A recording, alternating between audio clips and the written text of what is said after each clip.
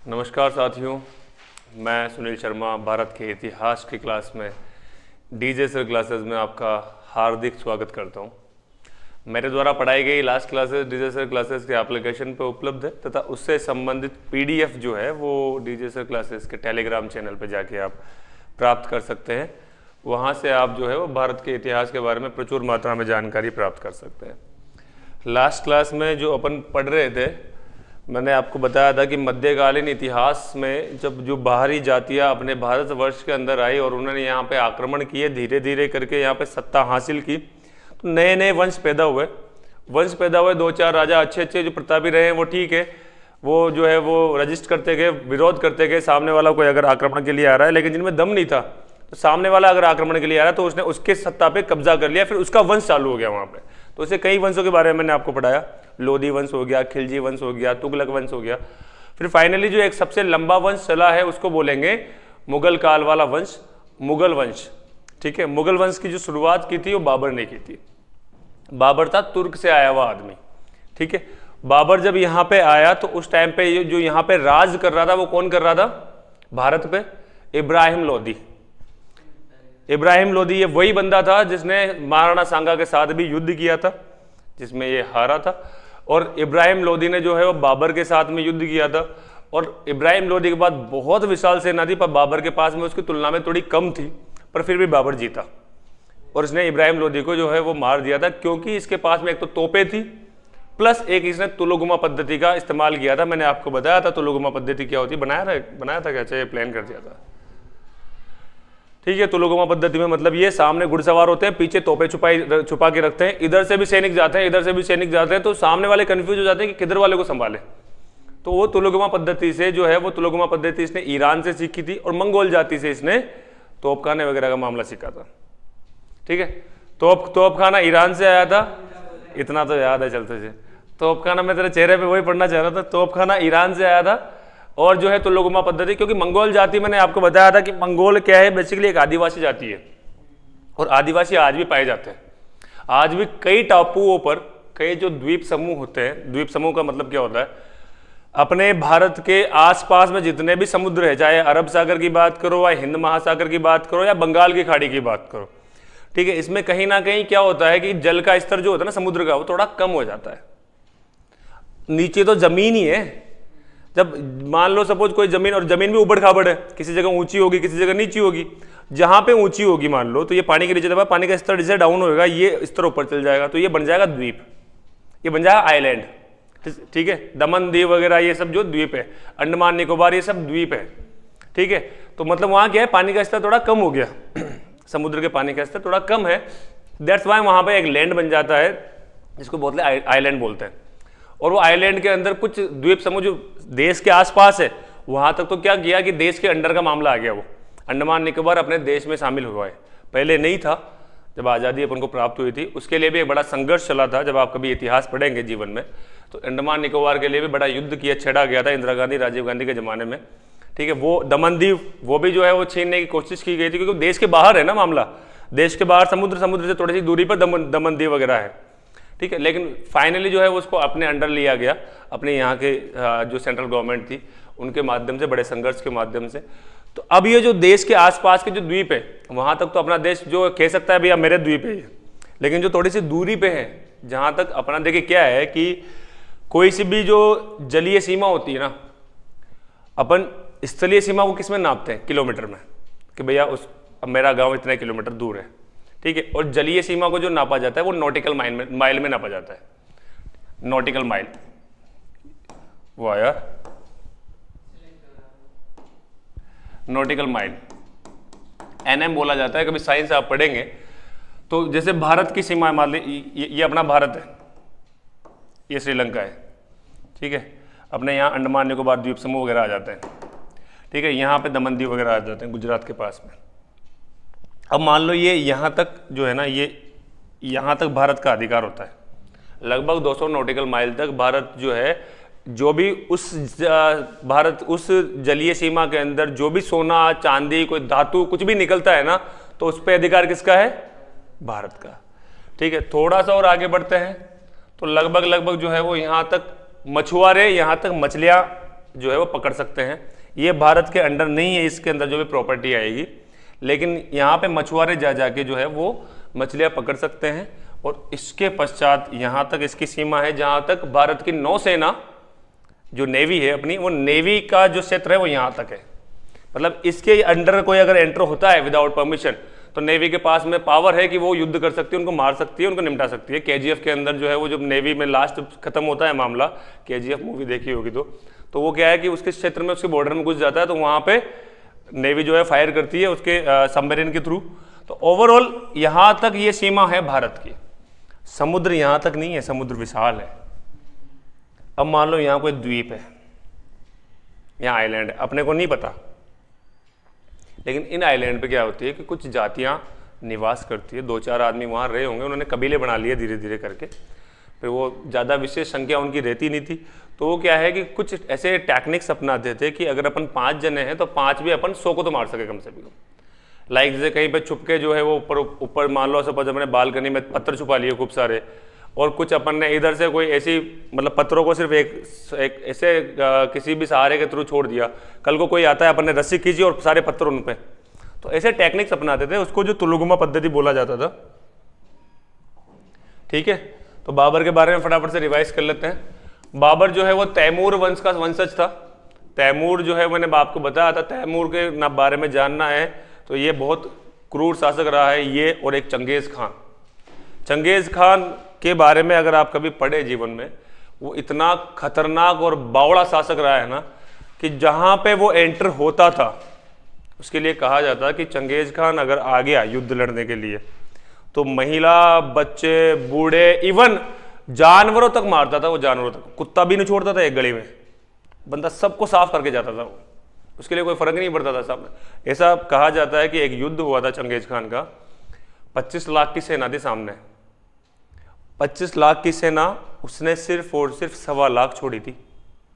1.25 लाख मतलब 1.25 लाख, मतलब लगभग उसने जो है ना 24 लाख आदमियों को मौत के घाट उतार दिया था एक युद्ध के अंदर चंगेज का। और ऐसे कई युद्ध उसके हुए थे। हाँ, हत्या हुई थी उसकी। हर 1.25 लाख के समथिंग सेना छोड़ी थी। अरे तो उसने दास्तान स्वीकार कर ली ना, गुलाम बन गए उसके।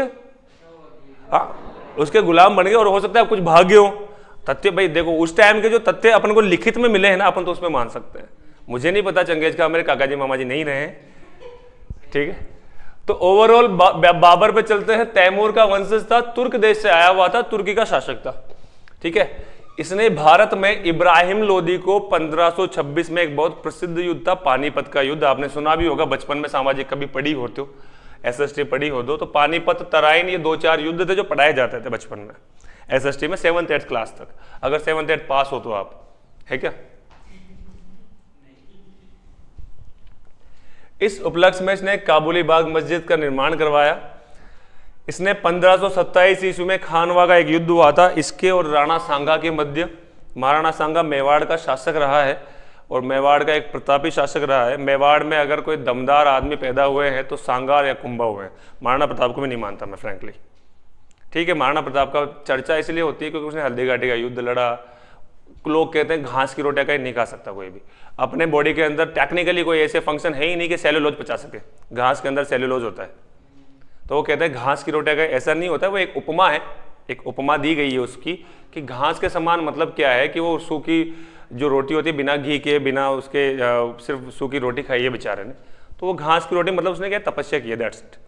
वरना बचपन में पढ़ाया जाता है ना कि महाराणा प्रताप का जब युद्ध से जो है वो निकल के गए वहाँ, जब उसके महाराणा प्रताप मान सिंह की सेना के साथ में जब उसका युद्ध हुआ हल्दी घाटी का, तो वहाँ से जब बचा के उनके सरदार लेके गए तो उन्होंने जंगल में जो है वो जंगल में छुप के रहे कुछ दिन और वहाँ पे उन्होंने घास की रोटियाँ खाई और फिर वहाँ पे जो है भामाशाह आए, भामाशाह ने उनको कुछ धन दिया, उन्होंने वापस से सेना इकट्ठी की, फिर वापस से युद्ध लड़ा, दिवेर का युद्ध राजसमंद के अंदर। तो ऐसा कहा जाता है, पर घास की रोटी नहीं खा सकता।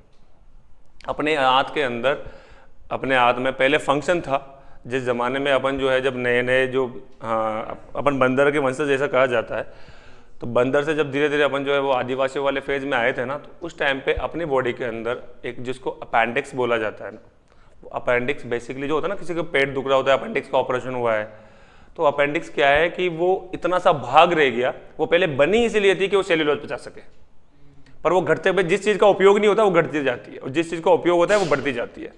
जिराफ की गर्दन पहले छोटी थी, पत्तियां जो थी ऊपर थी, वो पत्तियों को खाने की फिराक में धीरे धीरे उसकी जो जब कोशिश करता रहा तो उसकी गर्दन बढ़ती गई और लंबी हो गई, ऐसा कहा जाता है। हालांकि मैं भी सत्य नहीं मानता इस बात को, लेकिन सेल्यूलोज पचाने के लिए पहले जो है ना वो उसका एक छोटा सा अंश बचा है अपने बॉडी के अंदर, अपेंडिक्स जिसको बोला जाता है, आंत का एक छोटा सा भाग होता है, ठीक है, वो जो कुछ काम नहीं आता है। इसने 1527 ईस्वी में खानवा के युद्ध में महाराणा सांगा को हराया, और इसने 1528 ईस्वी में चंदेरी के युद्ध में मेदिनी राय को हराया। इसने तुलुगमा पद्धति से युद्धों में विजय प्राप्त की, और इसने सर्वप्रथम तोपखाने का प्रयोग किया। तोपखाना, ये ईरान कहाँ गायब हो गया रे यार इसका?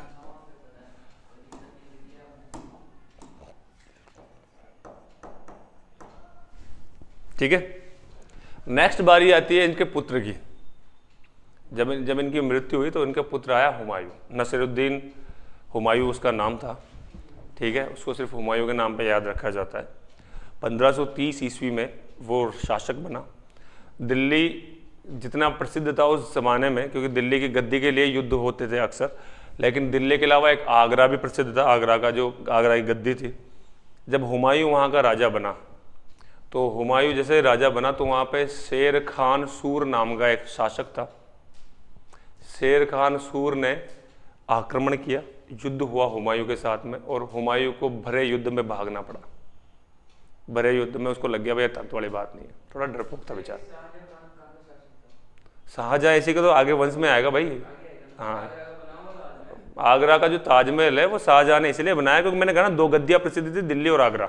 ये दोनों मुगल काल के अंदर थी। दोनों या तो जो है जो शहंशाह है वो शहंशाह या तो दिल्ली की गद्दी पे बैठे हुए मिलेंगे आपको, या फिर आगरा की गद्दी पे बैठे हुए मिलेंगे। दो ही राजधानियाँ थी इनकी प्रसिद्ध। ये राजधानियाँ लोधी वंश से चालू हो गई थी। मैंने बताया था सिकंदर लोधी ने जब आगरा बसाया था ना, तो उसके बाद में उसने दिल्ली की राजधानी, जब दिल्ली थी पहले राजधानी, उसने आगरा कर दी थी। तो ये दो राजधानियाँ बड़ी प्रसिद्ध थी, ठीक है, और दोनों जो है वो सेंटर हो चुके थे, मतलब एक केंद्र बन चुके थे व्यापार के, ट्रेड के। तो फिर ऑलरेडी जमा सत्ता थी, तो वो क्या है, उन्होंने राजधानियाँ एज इट इज़ रखी, राजधानियाँ फिर उन्होंने चेंज नहीं की मुगल वंश ने। तो दिल्ली और आगरा की गद्दी पे बैठते थे। शाहजहाँ जो है वो अकबर के बाद का मामला है। अकबर के बाद जहांगीर, जहांगीर के बाद शाहजहाँ, शाहजहाँ के बाद औरंगजेब। शाहजहाँ को ही जो है बुढ़ापे में औरंगजेब ने जेल में डाल दिया था, और एक खिड़की दे दी थी छोटी सी, पूरे जेल जो है अंदर ही कोठरी थी, वो छोटी सी खिड़की के अंदर जो है भैया तू ताजमहल देखता रहे उधर। ताजमहल किसकी याद में बनाया था? मुमताज़ की याद में शाहजहाँ ने बनवाया था, ये सब जानते हैं।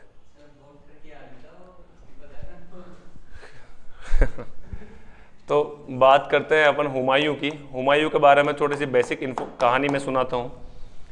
हुमायूं 1530 में राजा बना। वो बेचारा राजा बना तो बनते ही जो है वो लगभग जो 1540 ईस्वी में शेर खान सूर आया। सुअर नहीं, शेर खान सूर। कोई बोले कि सुअर आया, शेर खान सूरी जिसको बोला जाता है ना, शेर खान सूरी। शेर खान सूरी आया और आके जो है इसने आक्रमण किया।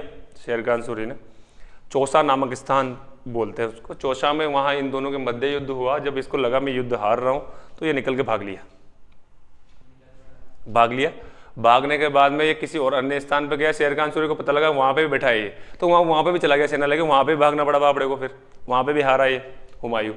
लगभग जो है वो 15-16 साल तक ये निर्वासित रहा, मतलब छुप छुप के घूमता रहा उसके डर के मारे। हुमायूं शेर खान सूरी के मारे। और शेर खान सूरी जब चौसा का युद्ध जीता तो उसने क्या है, शेर शाह की उपाधि धारण की। फिर शेर शाह सूरी पढ़ते हैं अपन। और आपने एक बहुत प्रसिद्ध रोड है जिसका नाम सुना हो, grand trunk road, GT road. GT road का निर्माण पंजाब से लेकर बंगाल तक शेर शाह सूरी ने करवाया था। उसके बारे में 2-4 लाइनें लिखेंगे अपन, ठीक है। तो वो सूरी वंश जो है उसने इस्टेब्लिश किया। कुछ समय के लिए मुगल काल में गैप आ गया था। जो मुगल वंश है ना, बाबर चला, बाबर के बाद में हुमायूं चला। 10-15 साल तक जो है वो 15-16 साल तक शेर शाह सूरी ने आगरा पे अधिकार कर लिया। आगरा के बाद दिल्ली पे अधिकार कर लिया। पहले आगरा पे आक्रमण किया, चौसा स्थान पे। फिर वहाँ जब मामला नहीं चला फिर वो दिल्ली के पे जो है वो आक्रमण किया। वहाँ हुमायूं हारा, उस पर उसने जो है गद्दी हासिल कर ली शेर शाह सूरी ने, ठीक है। तो उसने सर्वप्रथम रोड बनाने का श्रेय जिसको जाता है ना पूरे इतिहास में, अपने भारत में, अपने राजस्थान के इतिहास में पढ़ाई जाती है बात, शेर शाह सूरी को जाता है। इन्होंने सर्वप्रथम सड़क का निर्माण करवाया था। कहाँ से? पंजाब से लेकर बंगाल तक, ठीक है। हुमायूं के बारे में लिखते हैं 1556 ईस्वी में हुमायूं ने जो है वो वापस से सत्ता हासिल की, और सत्ता हासिल की तो इसने क्या, शेर मंडल नामक एक पुस्तकालय बनवा रखा था, लाइब्रेरी बनवा रखी थी। उस लाइब्रेरी के गिरने से इसकी मृत्यु हो गई। लाइब्रेरी इसकी छाती पे गिर गई बेचारे के पे, और ये निकल लिया। ठीक है, हुमायूं ने एक बहुत ही आध्यात्मिक गुरु थे मीर आलम, उनकी पुत्री के साथ में विवाह किया था, हमीदा बेगम बोलते हैं उसको। ठीक है, उसके पश्चात जो उनका पुत्र बना, जब उसकी मृत्यु हो गई हुमायूं की, तो उसका पुत्र जो था वो था अकबर, अकबर महान। मैंने बताया 3 महान पर्सनालिटी एग्जिस्ट करती थी अपने भारत के अंदर, सिकंदर महान, अशोक महान और अकबर महान। महान क्यों? क्योंकि इन्होंने क्या है कि इतने ज़्यादा पावरफुल होने के बाद भी जो बाकी राजाओं ने किया वो इन्होंने नहीं किया। बाकी राजाओं ने क्या किया कि बाकी राजाओं ने अनावश्यक अत्याचार किए पब्लिक पर। क्या? ऐसे नैसर्गिक मौत थी, प्राकृतिक मृत्यु। हाँ, ऐसे किसी ने नहीं मारा बेचारे को, उसकी प्राकृतिक मृत्यु थी। हाँ, 1557 नहीं मरा वो, 1530 में मरा था। 1530 में जो है जैसे वो मरा, मरते फिर गद्दी इसके हाथ में आ गई थी। 1530 से 1544 तक, 1540 मानो ये 10 साल तक इसने शासन किया। फिर 1556 पे वापस शासन जो है इसने अपने हाथ में लिया। 16 साल तक और किसने शासन किया? शेर शाह सूरी ने। ठीक है, बीच में 16 साल का गैप आ गया इनके वंश में, फिर उसके बाद में गैप नहीं आया। उसके बाद जब अकबर शासक बना, तो जब ये इनकी मृत्यु हुई तो अकबर जो है कहीं और था, फिर वहाँ पे बैरम खां नामक एक इंसान था। बैरम खां नामक इंसान ने जो है वो अकबर को संरक्षण दिया, अकबर को जो है राजा बनाया, शहंशाह बनाया, बादशाह बनाया। बादशाह की उपाधि भी जो है अकबर को बाद में मिली थी। बादशाह शब्द जो है ना, जो अपन सुनते हैं, वो अकबर ने ही धारण किया था, दुनिया ने उसको बादशाह बोला। और मुगल काल की अगर बात करें तो वास्तविक मुगल सत्ता अकबर ने इस्टेब्लिश की थी। जब भी अपन मुगल सत्ता के बारे में पढ़ते हैं तो सबसे ज़्यादा नाम अकबर का ही आता है। अल्लाह अकबर जब आप सुनते हो तो अकबर भी जो है वो इसी चीज़ के जो है वो साक्ष्य है, क्योंकि अकबर को भी जो है वो अल्लाह अकबर, अकबर को जो है अल्लाह के समान मानते हैं मुस्लिम कौम के अंदर। ठीक है, तो हुमायूं की बात करते हैं अपन।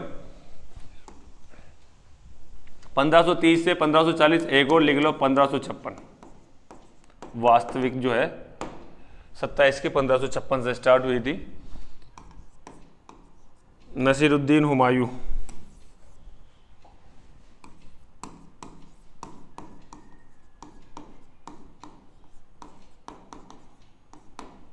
नसीरुद्दीन हुमायूं बाबर की मृत्यु के पश्चात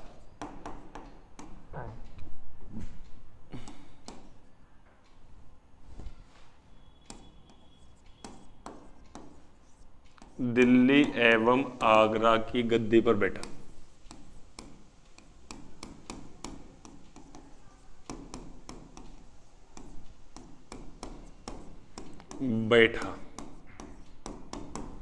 ठीक है,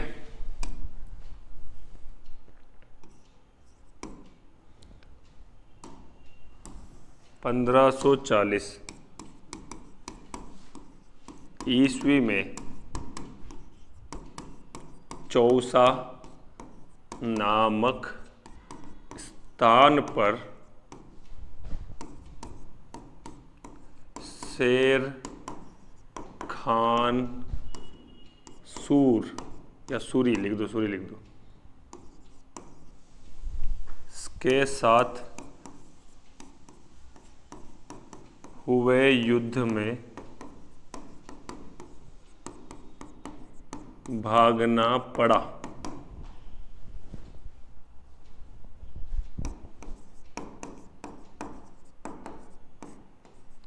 शेर खान सूरी ने 16 वर्ष तक गद्दी पर अधिकार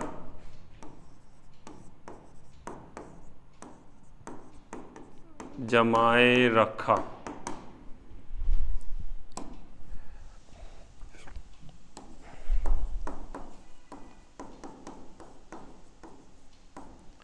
आध्यात्मिक गुरु मीर आलम की पुत्री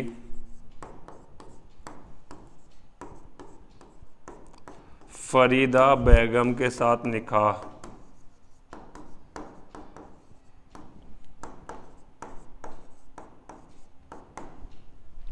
निकाह किसने किया? हुमायूं ने।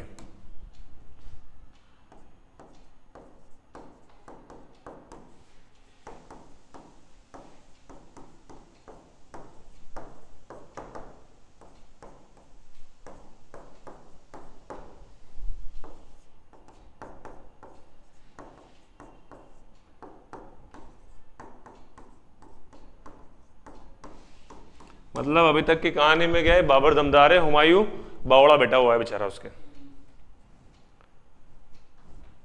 लिखिए।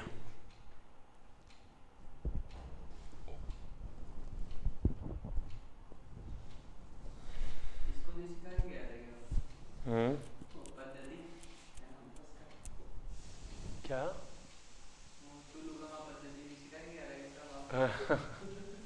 नहीं सिखाया, क्या हो गया?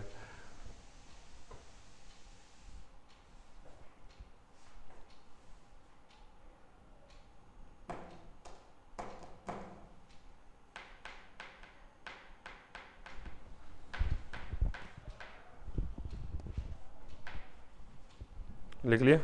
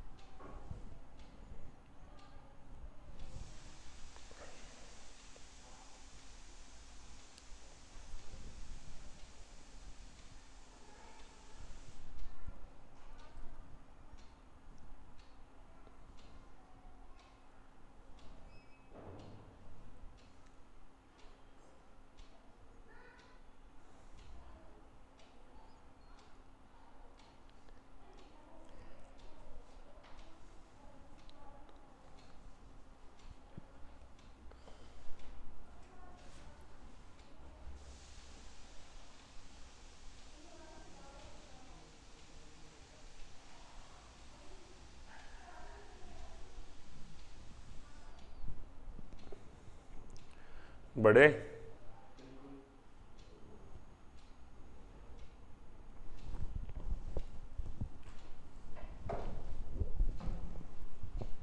हो गया क्लियर मामला?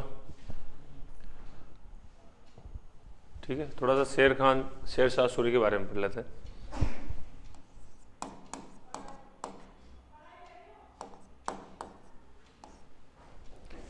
शेर शाह, स दूसरा आएगा।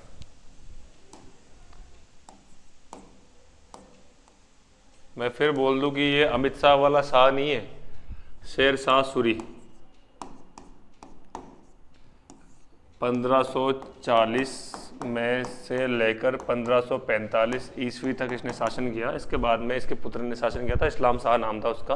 कोई ज़्यादा विशेष उसके बारे में नहीं पढ़ेंगे, लेकिन शेर शाह सूरी ने कुछ चीज़ें की, उसके बारे में अपन जानेंगे।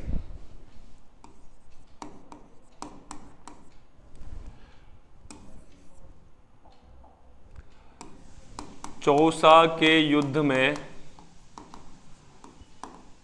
समझ गए ना चौसा का युद्ध कौन सा है? चौसा का युद्ध कौन सा है, किस किस के बीच हुआ होगा?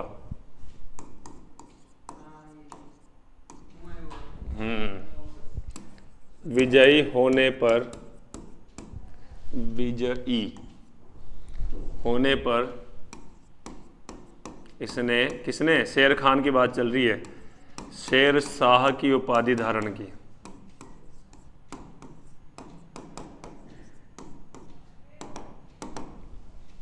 शेर शाह की उपाधि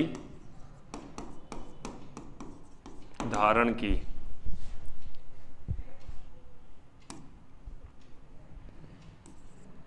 इसने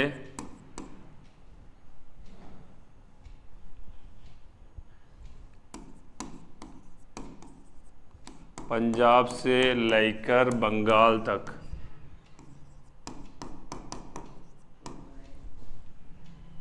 पंजाब से लेकर बंगाल तक जीटी रोड, मतलब ग्रैंड ट्रंक रोड।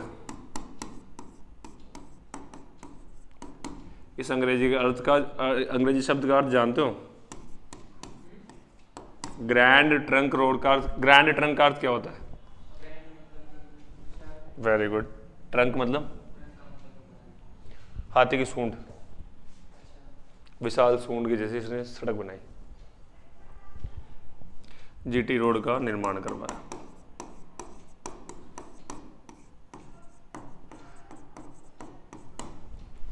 सासाराम नामक एक स्थान है, सासाराम स्थित शेर शाह का मकबरा बड़ा प्रसिद्ध है स्थापत्य की दृष्टि से।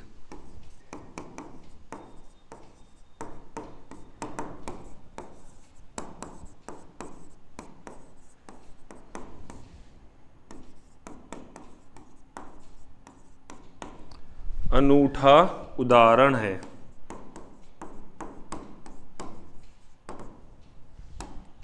इसी के काल में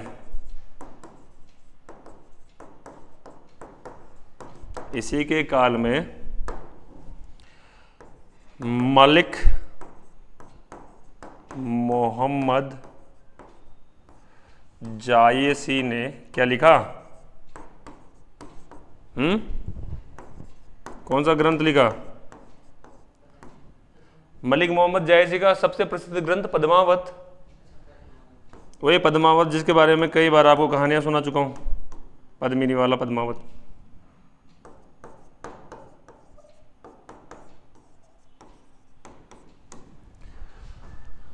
पद्मावत ग्रंथ लिखा, और यही वो आदमी था जिसका एक गिरी सुमेल नामक एक जगह है अपने राजस्थान में, जहां इसका युद्ध हुआ था मालदेव राजा के साथ में।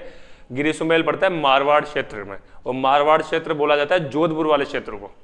ठीक है, तो जोधपुर का जो शासक था, मारवाड़ के जो शासक थे मालदेव जी के साथ जब इसका युद्ध हुआ था ना शेरशाह सूरी का, तब भाई साहब इसने खतरनाक टक्कर दी थी उसने, मालदेव ने। लगभग शेरशाह सूरी हार चुका था, वो तो इसने धोखा कर दिया, और धोखा करने पर सडनली वो जीत गया। तो तब इसने एक बहुत ही प्रसिद्ध लाइन बोली थी कि मुट्ठी भर बाजरा के लिए मैं आज अपनी बादशाहत खो चुका होता। मुट्ठी भर बाजरा मतलब मारवाड़ छोटा सा है, उसके सामने वो पूरे देश पर राज करता था, लेकिन वो छोटे से बाजरा ने उसके नाक में दम कर दिया था।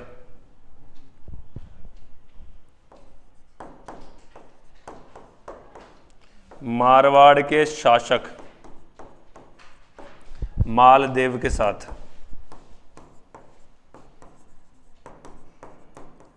हुए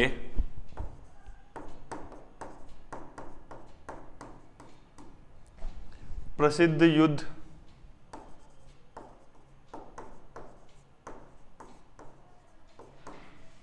सुमेल के युद्ध में इसने कहा था 5 मिनट।